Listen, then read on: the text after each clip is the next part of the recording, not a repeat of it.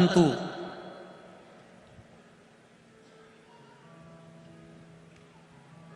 अपने शिष्य जिसका नाम था कोस, वरतंतु ऋषि अपने शिष्य कोस को विद्याध्ययन करा रहे थे और विद्याध्ययन कराते कराते सब कुछ पढ़ाया, अच्छी विद्या दी। और होना चाहिए, गुरु का काम यही होना चाहिए, विद्याध्ययन कराए, श्रेष्ठता में कराए।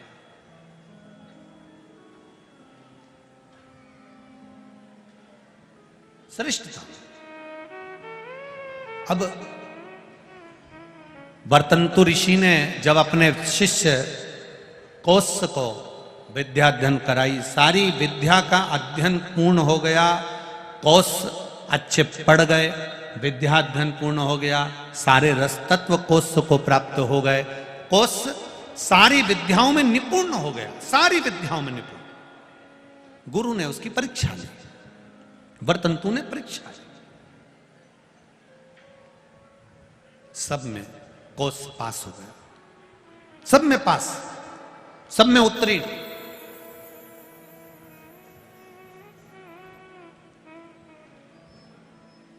अब कोस ने आज गुरु वरतंतु जी को प्रणाम करा, नमन करा, और नमन कर कर वहां से जाने लगे तो वरतंतु ऋषि ने रोका कोस को, कोस रुको, जी गुरुदेव आज्ञा दीजिए। गुरु जी ने आज्ञा दी कि एक काम करो, तुमने विद्या अध्ययन करी है पर हमको विद्या अध्ययन करने की भेंट नहीं दी है। गुरु जी आप आज्ञा करो, मैं आपको क्या भेंट दे दूं? आप आज्ञा तो करो, मैं आपको दूं क्या? क्या प्रदान करूं मैं आपको, आप बोलिए। गुरु जी ने कहा 14 करोड़ सोने की मुद्रा। वरतंतु जी कहते हैं कि मैंने जो तुम्हें पढ़ाया, विद्या अध्ययन कराया, उसके लिए 14 करोड़ स्वर्ण मुद्रा मुझे लाकर दीजिए। कोस की आंख में से आंसू बहने लगे। गुरुवर, मैं एक साधारण सा ब्राह्मण का बालक हूं, साधारण सा ब्राह्मण का बालक हूं, और 14 करोड़ सोने की मुद्रा में विद्याध्ययन करने के लिए, या मैंने जो पढ़ाई करी या विद्याध्ययन करी उसके लिए मैं 14 करोड़ सोने की मुद्रा कहां से दे सकता हूं? कैसे दे सकता हूं? नहीं नहीं नहीं, तुमने पढ़ाई करी है तो तुम्हें 14 करोड़ सोने की मुद्रा मुझे गुरु दक्षिणा में देना पड़ेगी। 14 करोड़ सोने की मुद्रा मुझे ला कर दो। कोस की आंख में जल भरा हुआ था, मैं ब्राह्मण का बालक हूं, कहां से ला कर दूंगा साहब, कैसे ला कर दूंगा मैं, कैसे लाऊं, कहां से लाऊं?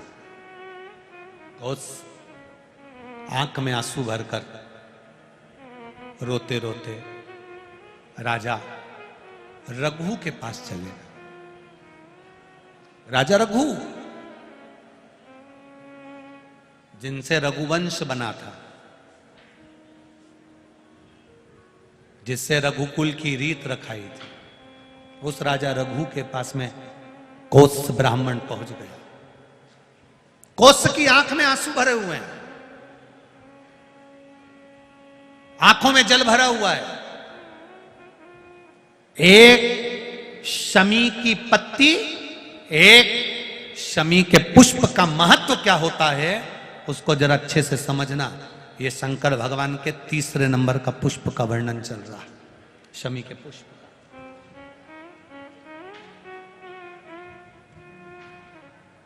पहला वाला कौन सा था? पारिजात। दूसरा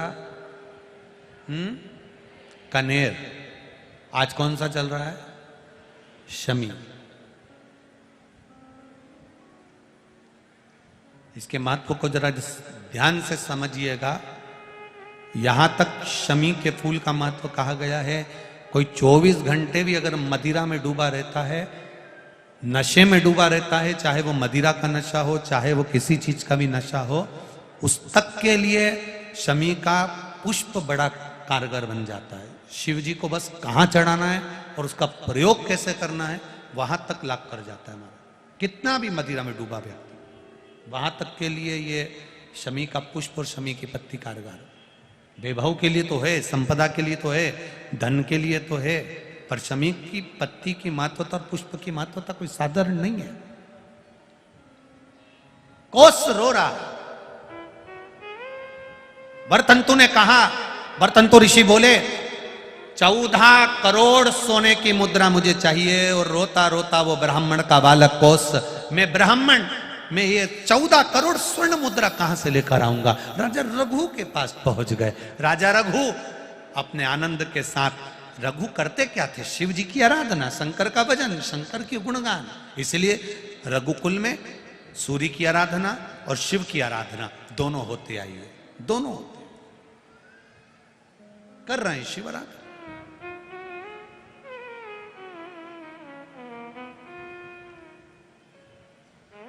बाबा का गुणगान, बाबा का स्मरण जपते,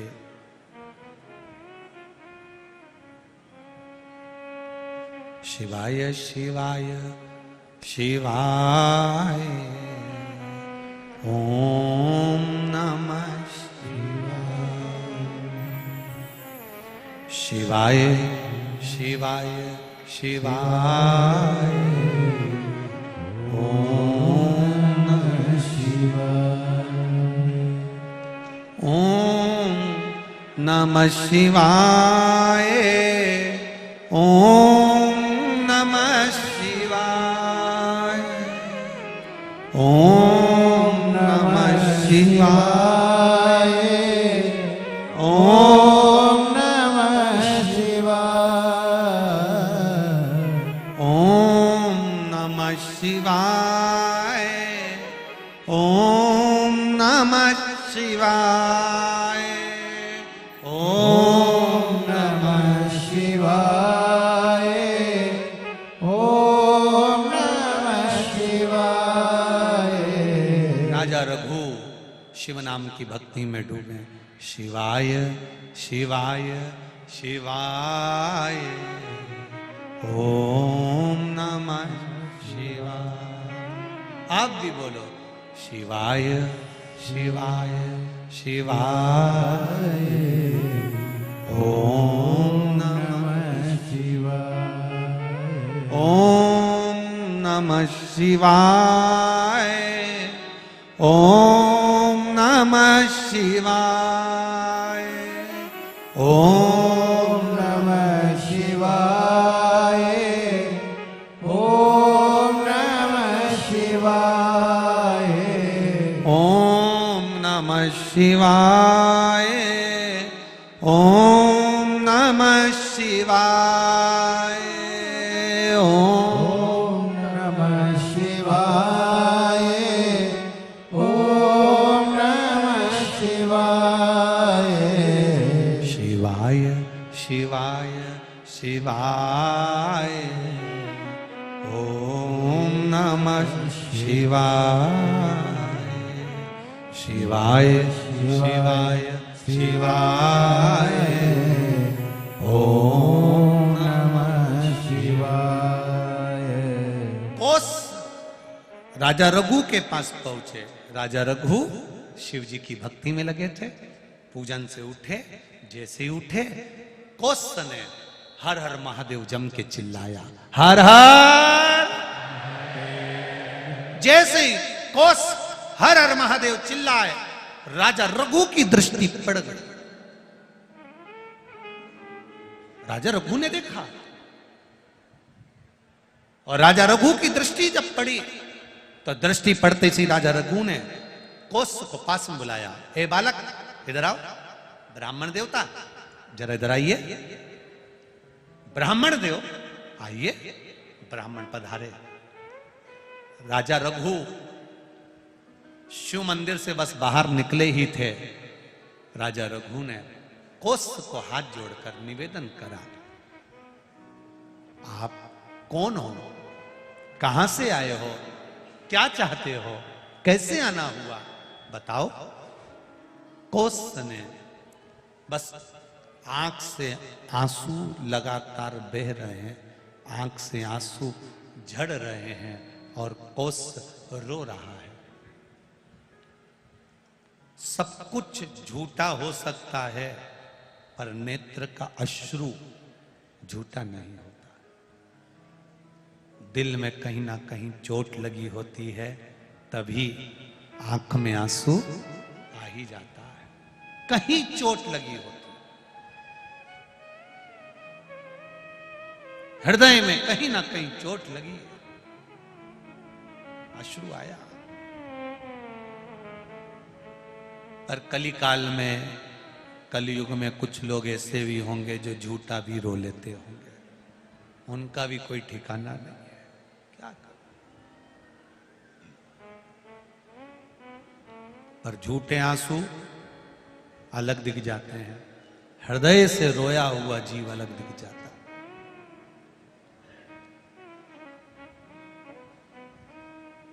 कोस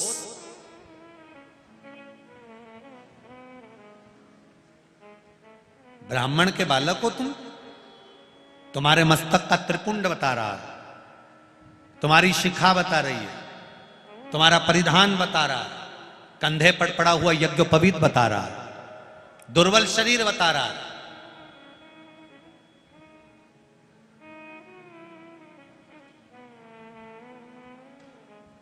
क्या चाहिए आपको? कोस ने कहा, जिस गुरु जी के यहां मैंने विद्याध्ययन करा है, बर्तंतु जी के यहां, उनको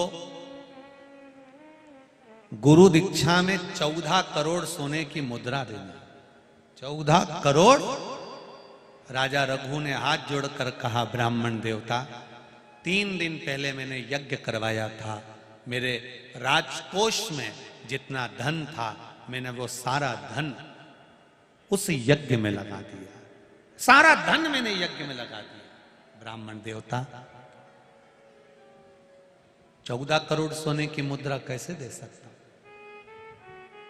अगर धन होता तो मैं आपको देता, पर 14 करोड़ सोने की मुद्रा अगर आप 5,000, 10,000, 25,000, 50,000 मांगते तो भी दे देता, 1 करोड़ भी मांगते तो भी दे देता। और 14 करोड़ सोने की मुद्रा राजा रघु अगर वचन दे दे तो फिर देना तो पड़ेगा ही सरी, क्योंकि रघुकुल रीत सदा चली आई, प्राण जाए पर वचन ना जाए। मैं कैसे 14 करोड़ सोने की मुद्रा आपको दे दूं? कोई सहज है 14 करोड़ सोने की मुद्रा एकत्रित करना?